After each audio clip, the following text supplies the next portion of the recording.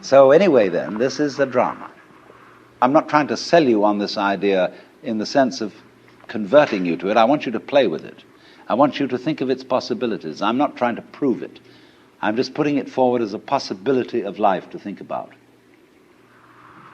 So then, this means that you're not victims of a scheme of things, of a mechanical world or of an autocratic God. The life you're living is what you have put yourself into. Only you don't admit it because you want to play the game that it's happened to you. In other words, I got mixed up in this world. My parents, I had a father who got hot pants over a girl, and she was my mother. And because he was just a horny old man, and as a result of that, I got born. And I blame him for it and say, well, that's your fault. You've got to look after me. And he says, I don't see why I should look after you. You're just a result. But let's suppose we admit that I really wanted to get born, and that I was the ugly gleam in my father's eye when he approached my mother. That was me. I was desire. And I deliberately got involved in this thing. Look at it that way instead. And that even if I got myself into an awful mess, and I got born with syphilis and the Great Siberian Itch and tuberculosis and in a Nazi concentration camp, nevertheless, this was a game which was a very far-out play. It was a kind of cosmic masochism. But I did it. Isn't that an optimal game rule for life? Because if you play life on the supposition that you're a helpless little puppet that got involved, or if you play it on the supposition that it's a frightful, serious risk and that we really ought to do something about it and so on, it's a drag. There's no point in going on living unless we make the assumption that the situation of life is optimal. That really and truly we are all in a state of total bliss and delight. But we are going to pretend we aren't just for kicks. You play non-bliss in order to be able to experience bliss. And you can go as far out as non-bliss as you want to go.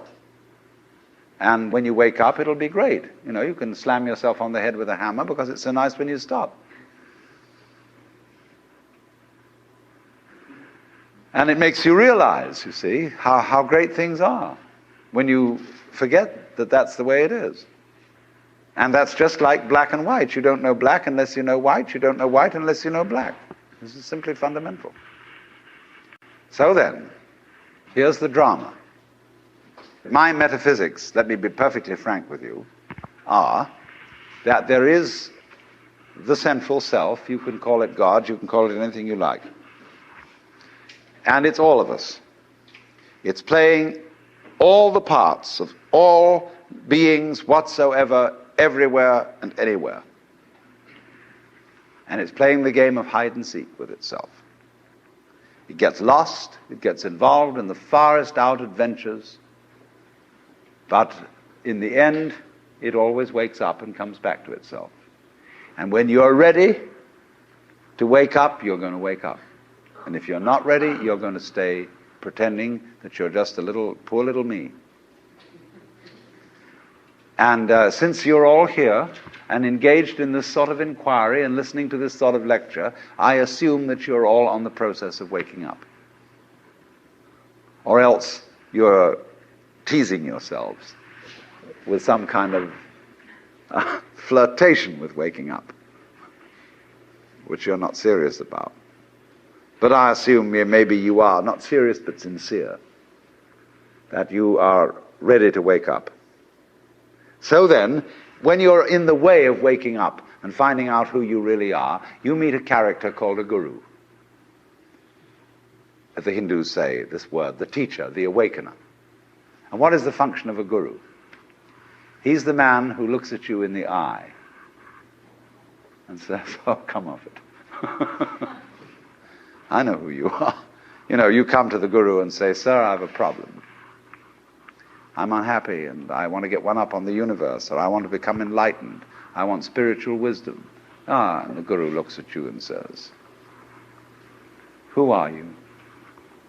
You know Sri Ramana Maharshi, that great Hindu sage of modern times? People used to come to him and say, Master, who was I in my last incarnation? As if that mattered. And he would say, who is asking the question? And he'd look at you and say, basically, go right down to it. You're looking at me, you're looking out, and you're unaware of what's behind your eyes. Go back in and find out who you are, where the question comes from, why you ask. And if you've looked at a photograph of that man, I have a gorgeous photograph of him. And you look in those, I walk by it every time I go out of the front door. And I look at those eyes and the humor in them, the lilting laugh that says, oh, come off it, man. Shiva, I recognize you. When you come to my door and you say, I'm so-and-so, I say, ha ha, what a funny way God has come on today.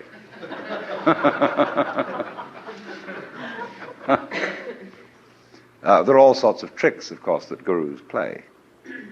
They say, well, we're going to put you through the mill. And the reason they do that is simply that you won't wake up until you feel you've paid a price for it. In other words, the sense of guilt that one has, or the sense of anxiety, is simply the way one experiences keeping the game of disguise going on. Do you see that? Supposing you say, I feel guilty. Christianity makes you feel guilty for existing. That somehow, the very fact that you exist is an affront. You are a fallen human being. I remember as a child when we went to the services of the church on Good Friday, they gave us each a colored postcard with Jesus crucified on it. And it said underneath, this have I done for thee, what doest thou for me? You felt awful. You have nailed that man to the cross. Because you eat steak, you have crucified Christ. Because you killed the bull, and after all, you depend on it.